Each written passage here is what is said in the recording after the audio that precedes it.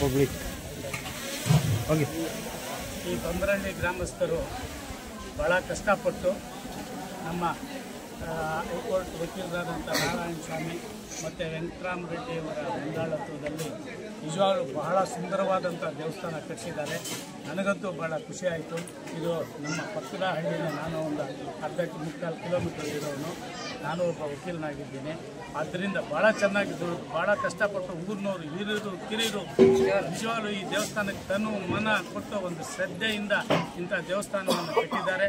ನಿಜವಾಗಲೂ ಅವರಿಗೆ ಅವರು ಅಭಿನಂದನಾರ್ಹರು. ಆದ್ದರಿಂದ ಈ ಒಂದು ದೇವಸ್ಥಾನ ಕಟ್ಟಿದ್ದಾರೆ, ಇದು ಸಂತೋಷ. ಆದರೆ ಇದೇ ಹುಮ್ಮಸ್ಸಲ್ಲಿ ಯಾವಾಗಲೂ ಪೂಜೆ ಪುನಸ್ಕಾರಗಳು ಮಾಡಬೇಕು. ಯಾಕಂದರೆ ಸುಮಾರು ದೇವಸ್ಥಾನಗಳು ಕಟ್ಟಿ ನಾನು ನೋಡಿದ್ದೀನಿ. ನನ್ನ ಸರ್ವೀಸಲ್ಲಿ ಹಳ್ಳಿಗಳಲ್ಲಿ ಯಾರೋ ಒಬ್ಬರು ಸಹಾಯ ಮಾಡ್ತಾರೆ, ಅವ್ರು ಮಾಡ್ತಾರೆ ಅಂತ ಮಾಡಿಬಿಟ್ಟು ದೇವಸ್ಥಾನ ಕಟ್ಟಿಬಿಟ್ಟು ಮತ್ತೆ ಅದಕ್ಕೆ ಪೂಜೆ ಪುನಸ್ಕಾರ ಏನೂ ಮಾಡದೇ ಇರುವಂಥ ದೇವಸ್ಥಾನಗಳು ನೂರಾರು ಇದೆ ನಮ್ಮ ಮುಳಬಾಗ ತಾಲೂಕಿನಲ್ಲಿ. ಆದ್ದರಿಂದ ನಾನು ನಮ್ಮ ಬಂಬ್ರಹಳ್ಳಿ ಗ್ರಾಮಸ್ಥನ ಕೇಳ್ಕೊತೀನಿ, ಯಾವತ್ತೂ ಇದೇ ಥರ ತಾವು ಪೂಜೆ ಹಿರಿಯರು ಕಿರಿಯರು ಎಲ್ಲ ಭಾಳ ತನು ಮನ ಕೊಟ್ಟು ಭಾಳ ಕಷ್ಟಪಟ್ಟು ದುಡಿದಿದ್ದಾರೆ ಈ ದೇವಸ್ಥಾನಕ್ಕೆ. ಅದನ್ನು ಹಂಗೆ ಉಳಿಸ್ಕೊಂಡೋಗಿ ಬೆಳೆಸ್ಕೊಂಡೋಗಿ ನಿಮ್ಮೂರಿಗೆ ಯಾವತ್ತೂ ಈ ಪರಮಾತ್ಮ ಲಕ್ಷ್ಮೀ ವರದರಾಜ ಸ್ವಾಮಿ ಈ ಮಹಾನ್ ಭಾವ ನಿಮಗೆ ಈ ಊರಿಗೆ ಒಳ್ಳೇದು ಮಾಡುತ್ತೆ, ತೃಪ್ತಿಯಾಗಿರುತ್ತೆ. ಮೊದಲು ನಾವು ಚಿಕ್ಕವರಾಗ ಈ ಊರಲ್ಲಿ ಭಾಳ ದೇವತಾ ಕಾರ್ಯಗಳು ನಡೀತಾ ಇತ್ತು. ಈ ಮಧ್ಯೆ ಎಲ್ಲ ನಿಂತೋಯ್ತು, ಏನೋ ಅದು ಗೊತ್ತಾಗಲಿಲ್ಲ.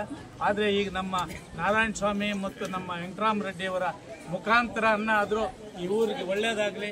ಇನ್ನೊಂದೇನೆಂದರೆ ಏನೇ ಕಷ್ಟ ಬರಲಿ ಪರಮಾತ್ಮ ಹತ್ರ ಕೂತ್ಕೊಂಡ್ರೆ ನಮ್ಗೆ ನೆಮ್ಮದಿ ಸಿಗ್ತದೆ, ಇನ್ನೆಲ್ಲೂ ಸಿಕ್ಕೋದಿಲ್ಲ. ಕಷ್ಟ ನೋವು ನಿಲುವು ಏನಾದರೂ ಇದ್ರೂ ಈ ಪರಮಾತ್ಮ ಹತ್ರ ಕೂತ್ಕೊಳ್ಳಿ, ಪರಮಾತ್ಮನ ಧ್ಯಾನ ಮಾಡಿ, ಪರಮಾತ್ಮನ ಸೇವೆ ಮಾಡಿ. ಯಾವತ್ತೂ ನಿಮ್ಮನ್ನು ಪರಮಾತ್ಮ ಕೈ ಬಿಡೋದಿಲ್ಲ. ಮತ್ತು ಪೂಜೆಗಳು ಯಾವತ್ತೂ ನಿರಂತರವಾಗಿ ಪೂಜೆಗಳು ನಡಿಬೇಕು, ಅದು ಭಾಳ ಇಂಪಾರ್ಟೆಂಟು. ದೇವಸ್ಥಾನ ಕಷ್ಟಪಟ್ಟು ಕಟ್ಟಿಬಿಟ್ಟಿದ್ದಾರೆ ಇವರು ಪುಣ್ಯಾತ್ಮರು.